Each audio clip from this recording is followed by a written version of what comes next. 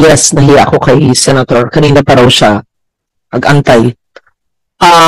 Para na po maliwanag, hindi lang sa isang distrito, kundi nationwide. I just want to put on record po, no, Secretary. Hindi ba po, pag merong pondo ang gobyerno, pag nagtapos na po ng termino ang senador, ang mayor, ang congressman, kung sino man, ay dapat po walang pakialam sa implementasyon.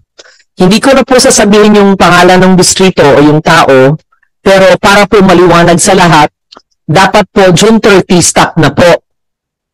Kung yung official po na natapos na yung termino, whether expired or natalo, or ang kanyang pamilya ay nakikialam po sa implementasyon, naghahanap ng venue, at yung mga leader niya ay beneficiaryo at nagko-coordinate sa dole, sa distrito o sa probinsya.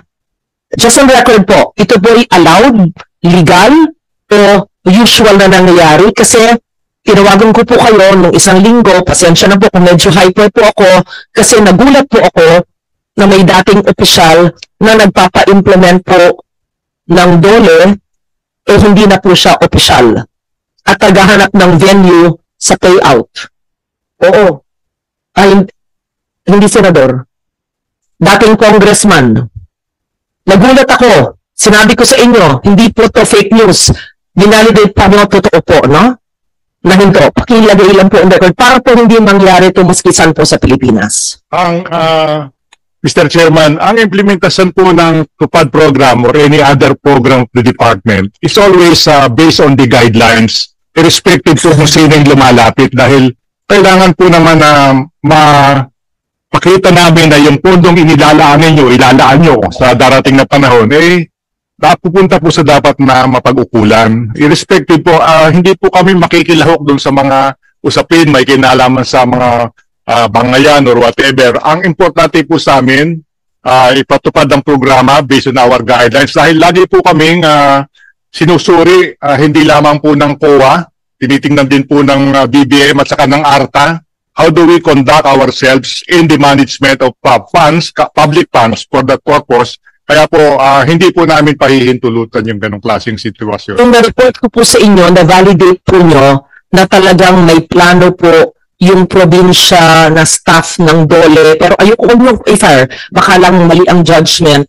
na nagipag-ugnayan po sa staff nung dating nakaupo at naghahanap ng venue para daw sa payout ng kanilang tupad. Kaya nagtataka ko, meron tupad ang dating opisyales at yung opisyales ng DOLE ay nakikipag-coordinate naman po. Kaya ako yung nagtanong sa inyo, bakit po ganon? Tama po? Bibigyan.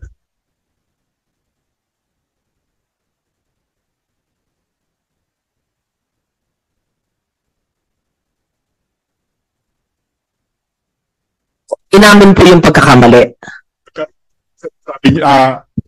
Kanya pong sinabi na nagkaroon siya ng lapse at sabi ko sa kanya hindi na dapat maulit sapagkat maliwanag ang dapat nating sinusundan ay yung ating guidelines. Walang iba na dapat maging batayan at yung ating pong pagsunod, pagtalima sa mga COA rules and regulations in the matter of disbursement, utilization po ng public funds. Binanggit ko lang po yun para applicable po sa buong bansa, hindi lang sa distritong natuklasan ko na ang dating nakaupo na nahalal ay hindi na nakaupo pero nagko-coordinate pa rin yung pamilya at naghahanap ng venue at hindi lang po sa DOLE, nangyari po ito sa DSWD AX. Yun pa rin taong yun ay nag-i-implement. Tinawagan ko rin si Secrex at tinanggal niya yung opisyales na nakikipag-ugnayan, ganun. So, maski na po tapos na yung termino, nag-i-implement po ng projects. Mali po yun. Tama po.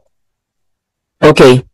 We have to be strict about that because when our terms end, and it is not our funds, and it is up to the agency to implement it. Yes.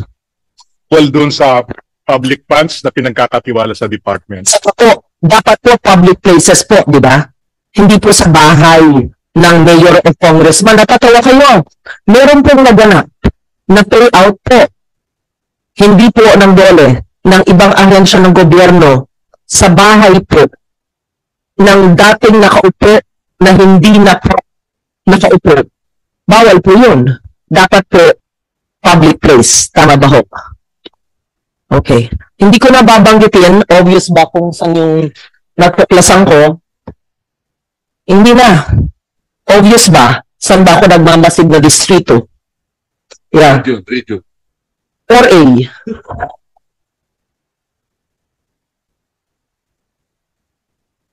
Kung eagle eyes yung chair, nahahawa na ako sa eagle eyes at eagle ears. At sumbong, kasi hindi tama eh. Oo, yun. Oo. DSWD at DOLE, nag-i-implement na hindi na nakaupo. At hindi dapat nag-i-implement ang halal kasi dapat ahensya. At dapat wag sa pribadong lugar o bahay. I just put that on record, nothing personal, so that this does not happen to any agency. But I love your agency. You know, I'm very helpful and very grateful. I hope and I know that our good chairman, having been both mayor and congressman, will add to your budget for kabuhayan and GIP. Senator Marcoleta. Sige. Thank you, Mr. Chair.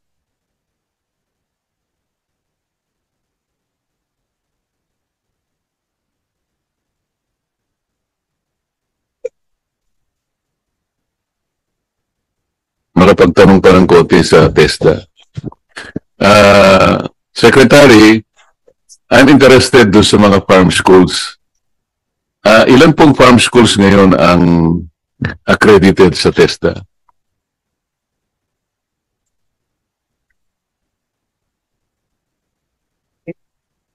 $54. 454 po. 454 farm schools. Yes po. Yung pong aggregate number ng students. 50.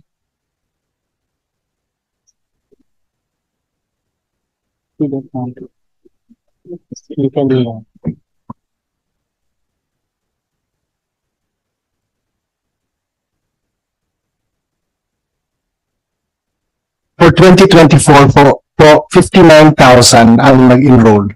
58,000 po ang nag-graduate. So kung halimbawa po ang existing number ng mga farmers natin is 500,000, 500,000, which is about only 5% of our population. So yung nag-accept po ng TESDA skills, halos 10% lang. Yes po. So it really reflects, Secretary, the lack of interest of our people to go into farms. This is something that is understandable. Sa ngayon po kasi, because of the problems besetting the agriculture sector, na nadi-discourage na po silang sumuong sa pagsasaka. Kasi po ang presyo ng palay ngayon, pagka-harvest, ito lang po, umiiyak na po yung mga farmers dito sa Central Luzon. Yung hindi pa nabilad, binibili lang ng 7 to 8 pesos per kilo palay. Malayong malayo po dun sa, pagka binilad naman, it's 11 to 12 pesos per palay. Kung ang production cost niya is about 15 pesos per kilo, hindi po siya talaga mabubuhay. In the province, ngayon po, alam din po niyo siguro, yung average age po ng farmer ngayon, nasa 59 na. Talagang tumatanda na sila. Halos, wala na pong bata. I will use probably myself as an example, Mr. Secretary. Ako po inabuhay sa farm, magsasaka po ang tatay ko. Yung lalaki, 5 po kami. Wala pong natirang sumunod sa yapak ng tatay. Ako sana gusto kong sumunod eh. Hindi po ako makasunod dahil yung kuya ko hindi na sumunod eh. So nahatak na rin po ako papalayo. Kasi talagang wala pong kikitain. Lalong-lalo na po kung hindi mo sarili yung lupa. Tenant lang po kasi ang tatay ko eh. So kung pala lamang sa sharing, Mr. Chair, wala ka pong kikitain talaga ron. So gusto kong malaman po, meron ba kayong subject kung paano nyo i-encourage yung mga bata? Kasi yun ang una po para mas maraming pumunta doon eh. This is a big challenge to you kasi agriculture is basically described into these letter Ds. It's difficult, it's dangerous, it's dirty. So sasabihin ng mga karamihang mga kabataan natin, nagko-computer na lang ako, Mr. Chair. Wala tayong kikitain dyan. So congratulations for having encouraged at least 59,000 initial students. Sana masustain natin ito. Sino po yung nagtuturo? Like, for example, kailangan po yung nagtuturo, siguro marunong din sa farming. Kasi, yung lamang itatanim, pag-usapan po natin, sa palay na palay lang, you talk about inbred and hybrid. Ano po sasabihin nung pagka hybrid, sabi niya, ito itanim mo hybrid. Pero hindi niya sinasabi na pag hybrid, kakain ng maraming abono. So the production cost will go up. Pag inbred naman, matibay naman ito. Kahit na binaha, flood control na naman ang pag-uusapan natin. Maganda mo talagang nabaha talaga. Pero kung halimbawa, lumubog, pero 30 minutes lang, mabubuhay pa yun eh. Pero yung hybrid, patay yun. Kahit 3 minutes lang, patay yung hybrid eh. Sino nagtuturo ng mga ganito?